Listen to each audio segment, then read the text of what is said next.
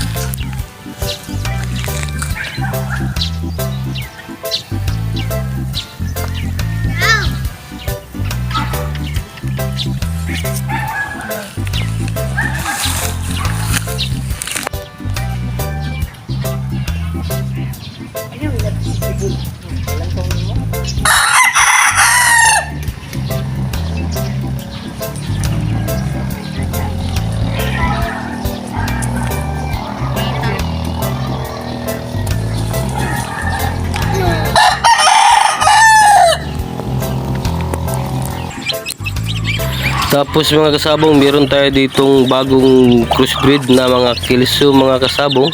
So anim lang yung bago nating crossbreed mga kasabong na Kelso, puro puti mga kasabong. So sana maraming lalaki ito mga kasabong. Alright mga kasabong.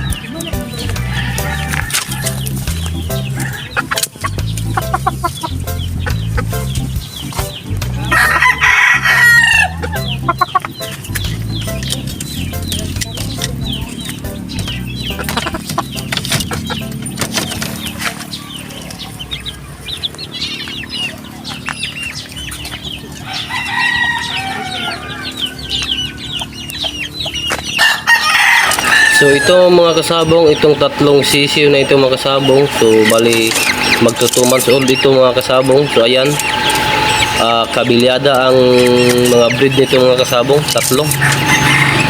Apat pala to. So ayan oh, may mga biguti mga kasabong. So yung ama nito mga kasabong nakapanalo na ng dalawa mga kasabong. So yung kaapat dito mga kasabong, yung maliit na kabilyada mga kasabong kasi laging binubuli ng mga kanyang mga kapatid mga kasabong. So alright, let's go mga kasabong. So ayan yung mga magkakapatid na 6 na lang natira mga kasabong. Alright.